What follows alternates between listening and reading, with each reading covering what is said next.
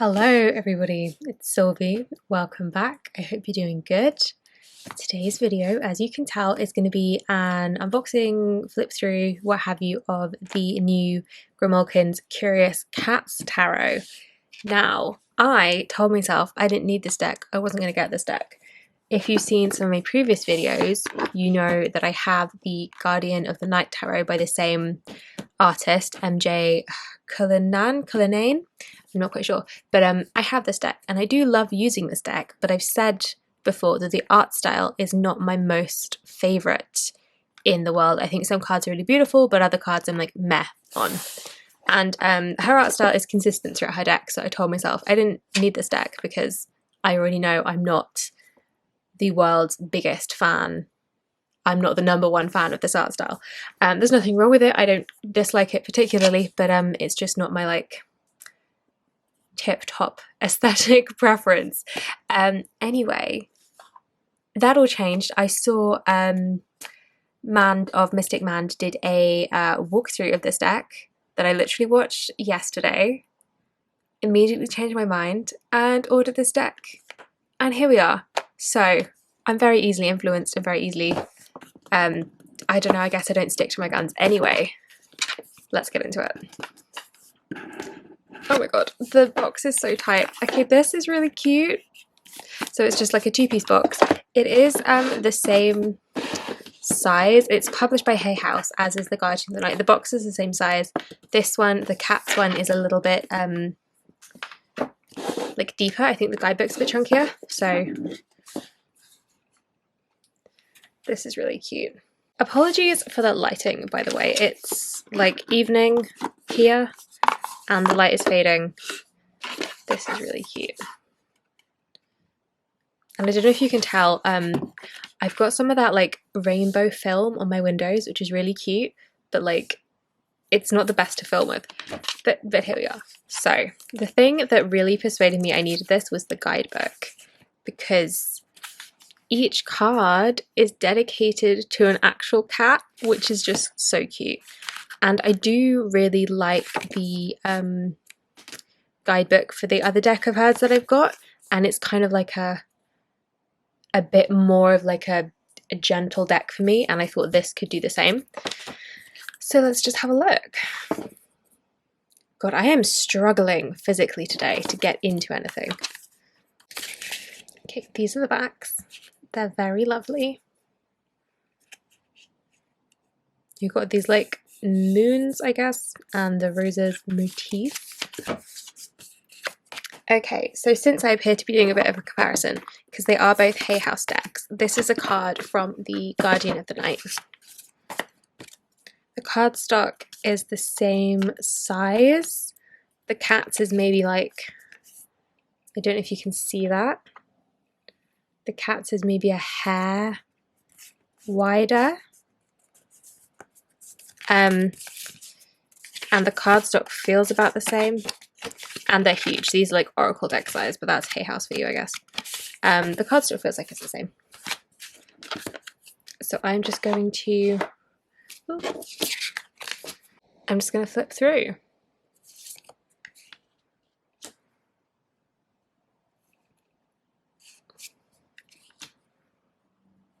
I love this High Priestess. And this Empress is gorgeous.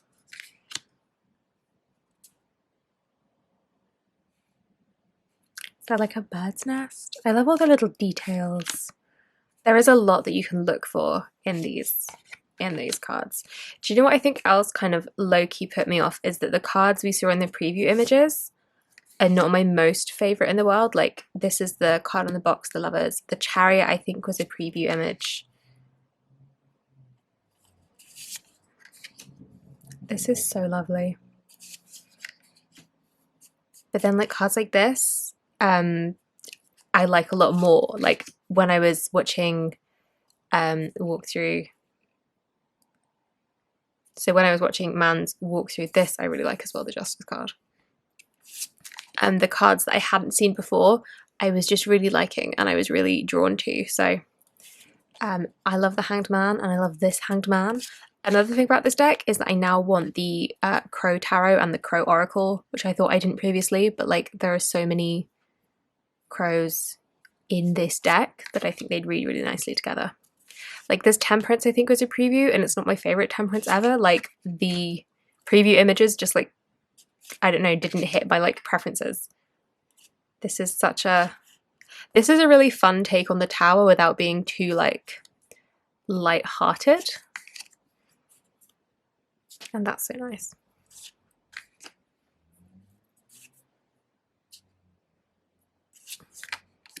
I feel like I abandoned a sentence halfway through a second ago. What was I saying? I don't know, about the Crow Tarot maybe? And how this makes me want that. And the Oracle to read together. I also love how many butterflies are kicking about in this deck. That is another thing that I love very much. Okay, so now, oh, these are extra cards. So Unity, which is really sweet. And then Grimalkin. And now we're into the wands.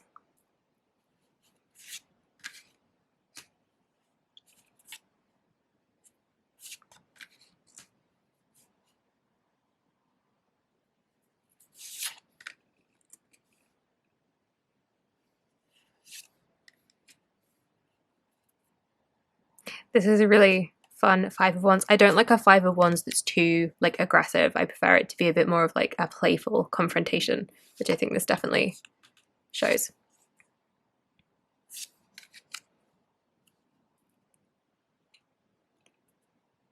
Oh no, with the bees and the 7.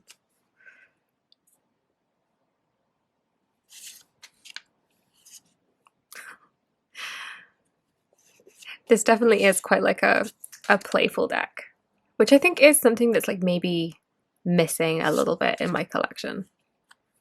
Or maybe that's just an excuse that I tell myself so that I can buy things.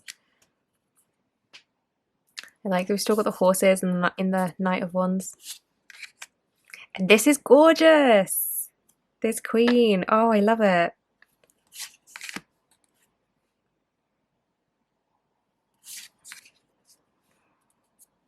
This is very beautiful. I love these like blossoms that we've seen in a few cards. I should probably hurry myself up a little bit because I have absolutely no idea how much battery my camera has. And if this ends suddenly, this video is just never going to see the internet because I can't redo a walkthrough. I love the expression on this cat. Wonderful.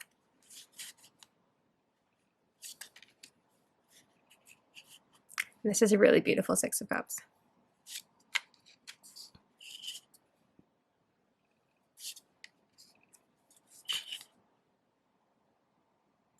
See, even this Eight of Cups, which is usually a bit of like a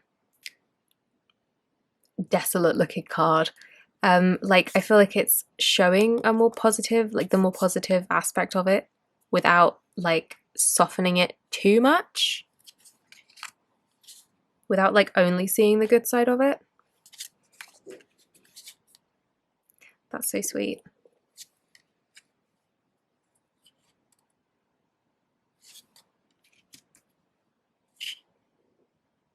I love this Knight of Cups.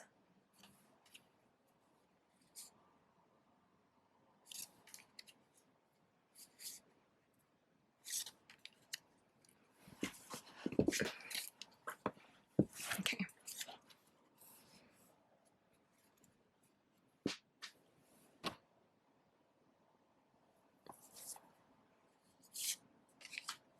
The Swords is my favorite suit, so I'm always a little bit more critical. I love we've still got the moon and like we have got the sea, but we've got the fish, so it works.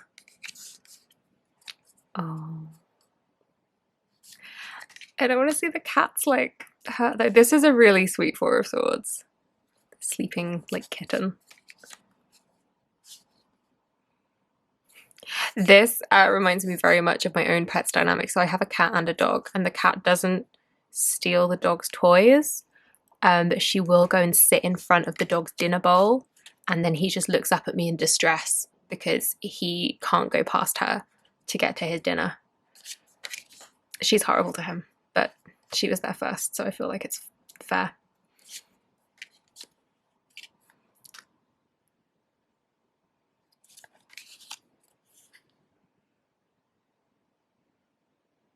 Oh, that's interesting. So the Nine of Swords being like nightmares, but then like this cat has, I don't know, swallowed these birds? I'm not sure. That's an interesting Nine of Swords. Oh, and the 10.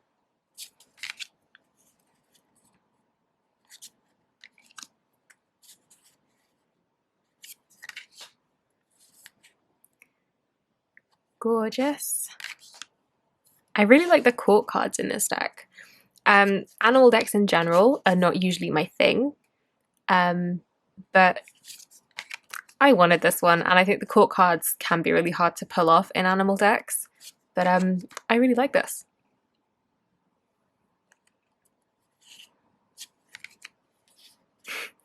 This is a brilliant Four of Pentacles.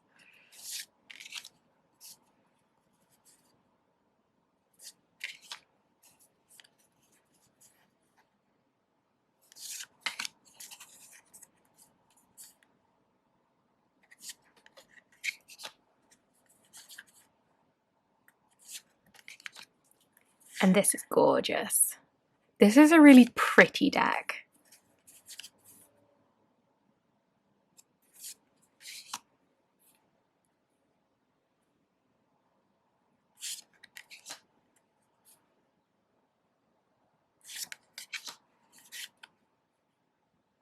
Still got the bunny. And the King of Pentacles. So that was a little flip through. Should we do a shuffle? I will say the cardstock in this feels very lovely and smooth.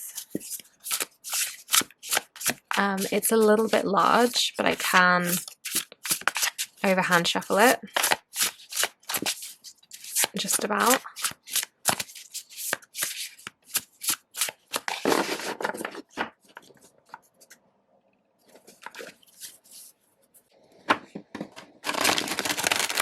And then I can't riffle it. The cardstock is a little bit, it doesn't feel stiff, like it feels quite like springy and bendy, but it's a bit too stiff to riffle shuffle, as you saw from my disastrous attempt just there.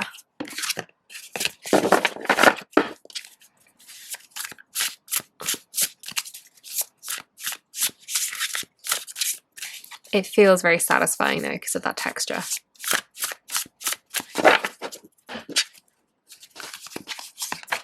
Okay. Oh, the Hermit. Okay, let's see what the guidebook has to say. I feel like I didn't do a proper flip through the guidebook either. I'm not very good at this unboxing business, you know.